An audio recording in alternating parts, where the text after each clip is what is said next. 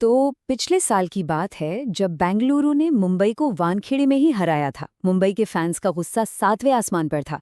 सब कह रहे थे बस अगले साल का इंतजार करो, बदला तो लेकर रहेंगे। खैर अगला साल आ गया, आरसीबी वापस वानखेड़े आई और नतीजा नतीजा एक मशहूर लाइन में छुपा है। जी हाँ, घंटा कुछ नहीं बदला। मुंबई के बदला लेने के सारे प्लान, सारी उम्मीदें सब धरी की धरी रह गईं।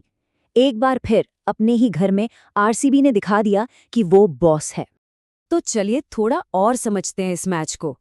देखिए, ये सिर्फ एक क्रिकेट मैच नहीं था, ये थी इज्जत की लड़ाई, जो सालों से चले आ रहे तानों और मजाक का जवाब देने के लिए लड़ी जा रही थी।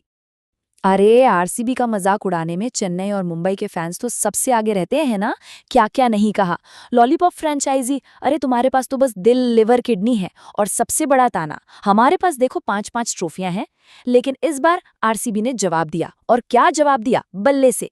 चेन्नई के खिलाफ 250 ठोके और मुंबई के खिलाफ 240। और देखिए, मजे की बात यह है, इस टूर्नामेंट में सब जानते हैं कि चेस करना कितना बड़ा एडवांटेज है। ड्यू आ जाती है, गेंदबाजी मुश्किल हो जाती है। लेकिन आरसीबी को अपने दोनों सबसे बड़े मैचों में पहले बैटिंग करनी पड़ी, और उन्होंने इस मुश्किल को न सिर्फ झेला बल्कि दोनों टीमों को बिल्कुल एक तरफा अंदाज में हराया। ये कोई छोटी मोटी बात नहीं है। तो आखिर हुआ क्या था आरसीबी की पारी में?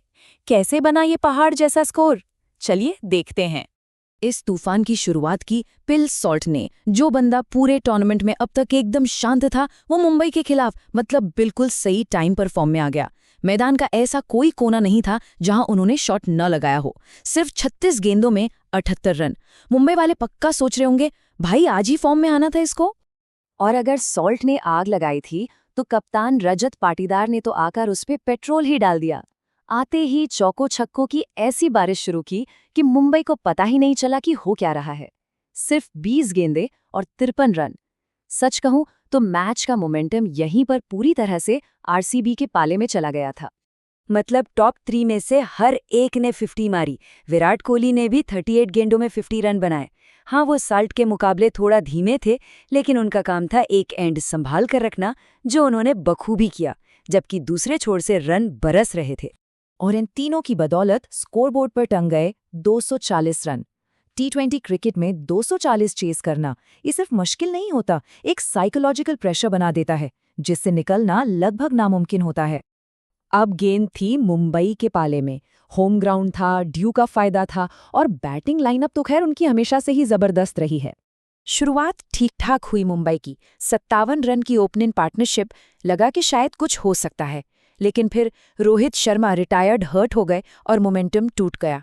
पावर प्ले के बाद जैसे ही फील्ड खुली, रिक्वायर्ड रन रेट आसमान छूने लगा, और उसी प्रेशर में धड़ाधड़ विकेट्स गिरते चले गए।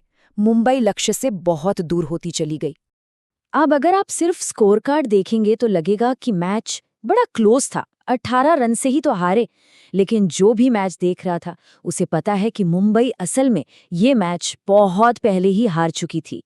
ये 222 रन तो बस हार का अंतर कम करने के लिए थे। तो चलिए अब बात करते हैं उन गेम चेंजर्स की, जिन्होंने असल में इस मैच का फैसला किया। एक तरफ थे मुंबई के सबसे बड़े हथियार जसप्रीत बुमराह।